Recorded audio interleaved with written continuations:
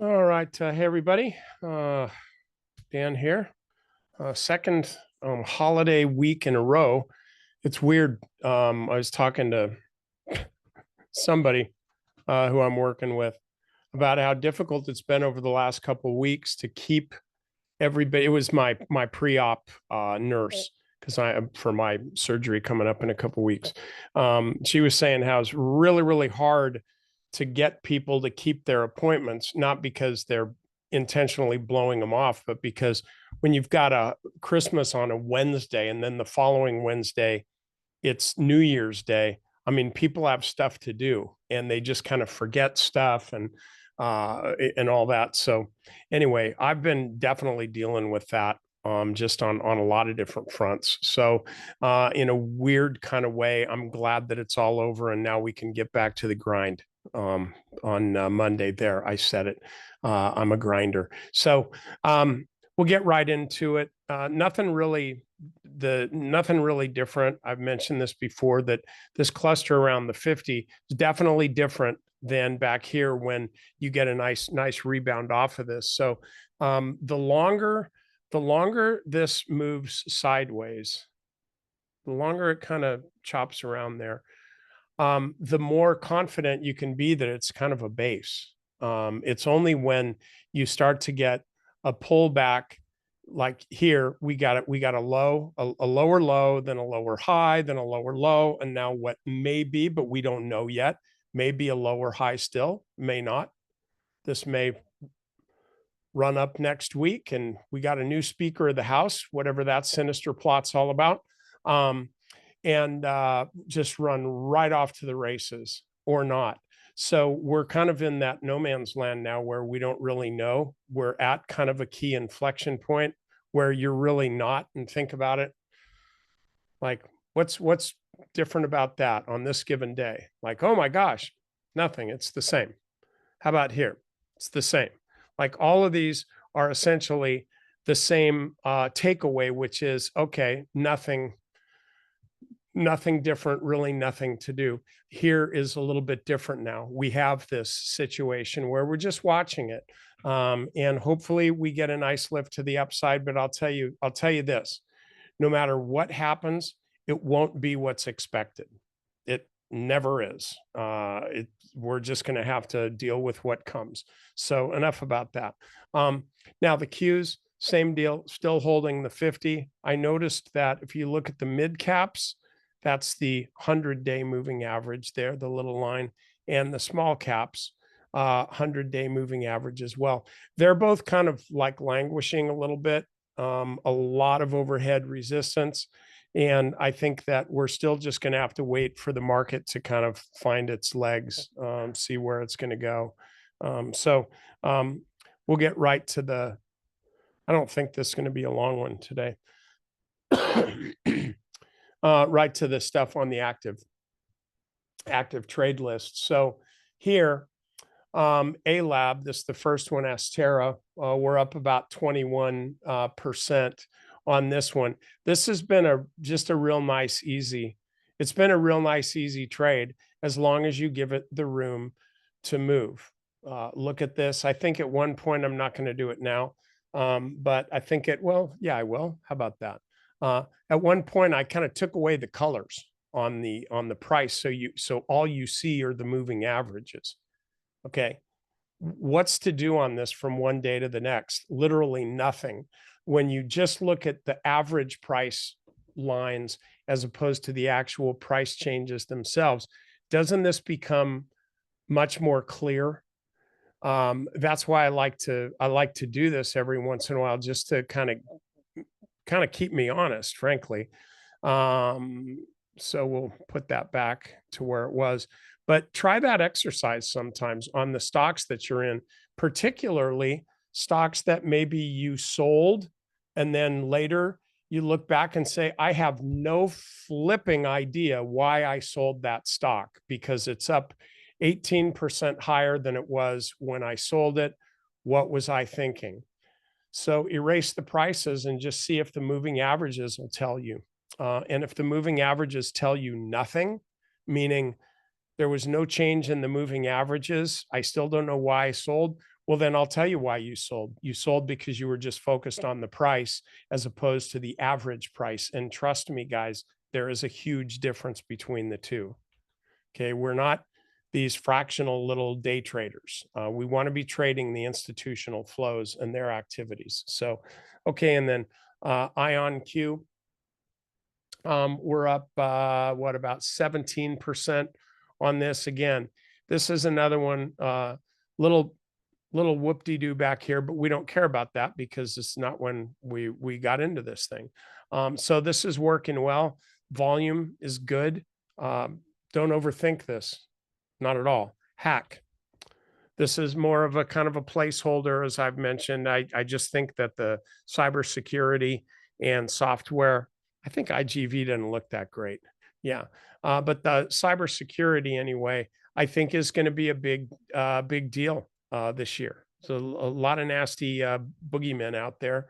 And this is, I think, going to work pretty well. So I'm planning on, it wouldn't surprise me to see this still on the trade list, not really as a quote active trade, but just as a trade in 6 months. Could be for the whole year, as long as it's holding the 50 and the 200-day moving average. Okay, WAGs here, Gene DX, still squeezing. Still squeezing. We got really, really strong volume yesterday. So I like this. Institutional buying there. Big institutional buying there. We got some selling here. Pretty strong selling on about twice average volume. I think I mentioned that just yesterday. And so that was this day. And what I like to see is the stock get back above the high of whatever that trading day was when we got all this distribution. And so this is really where I'll feel pretty comfortable, like even more so than just on yesterday's intraday high, which is also important. But I want to see this thing break out above this line right here. And then Mystics here, that's the double ETF for MicroStrategy. This just has been absolutely getting crushed.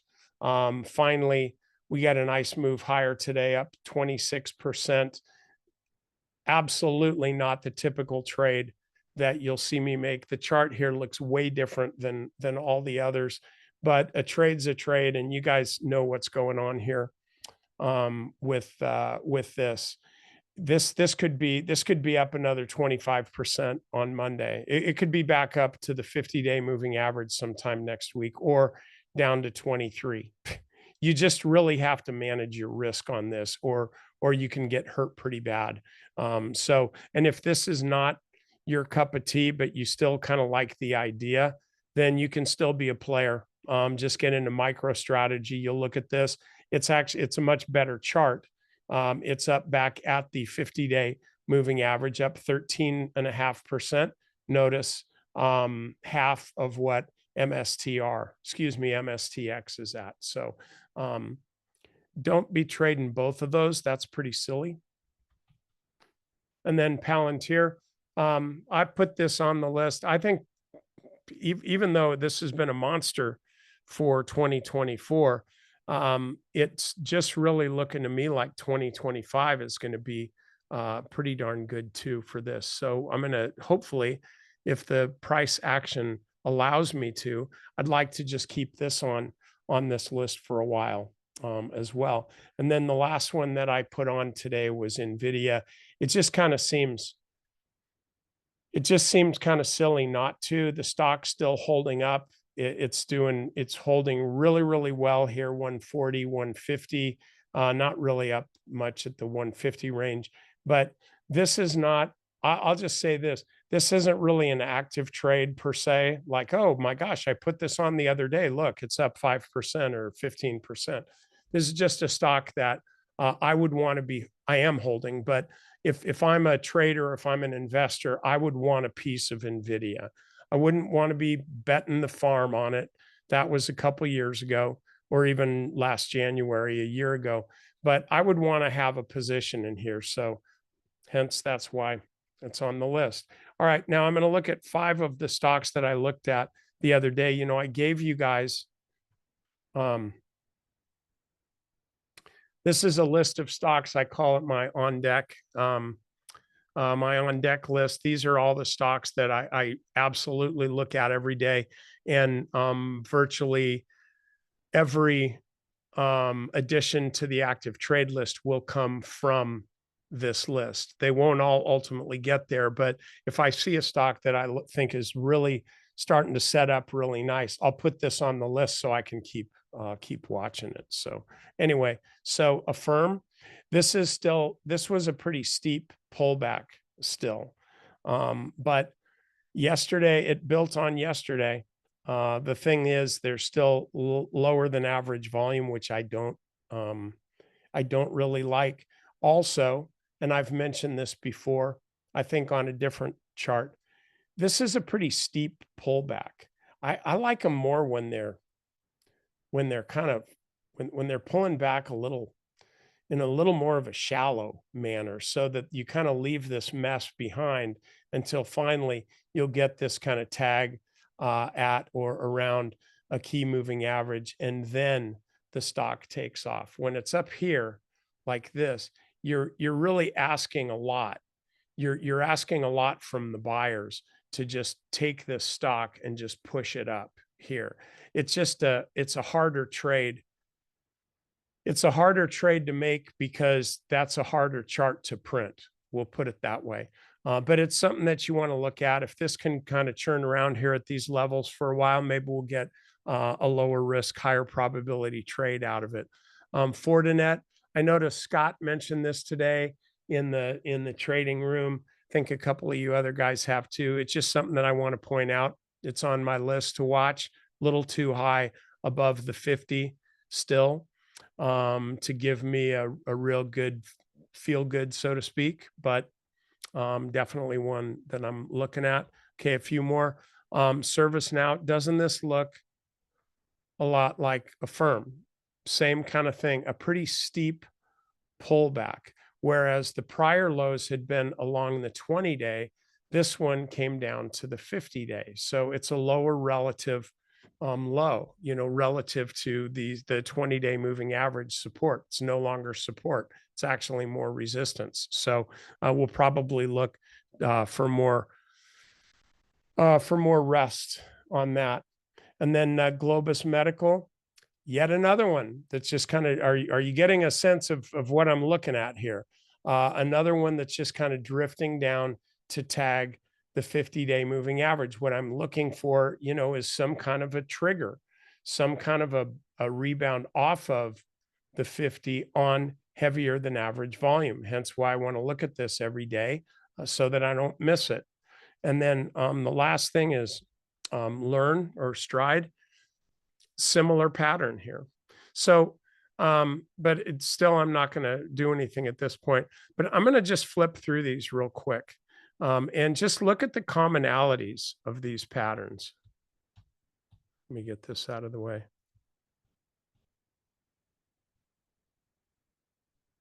See, they all kind of have or are getting close to a certain look that stocks that take off tend to have before they take off. So what we want to be doing is really trying to zoom in as much as we can on an identifiable pattern that we're comfortable with. Try to find one pattern that works for you. I'm kind of showing you mine. It doesn't have to be yours, but you just kind of want to try to find one pattern that works for you and then just focus on that, like be a specialist. Okay. All right. That's all I got for you. Sorry about my voice, still kind of struggling a bit. But that's the nature of time. The longer time goes on, the less I'm going to struggle, right? So I'll see you guys next week.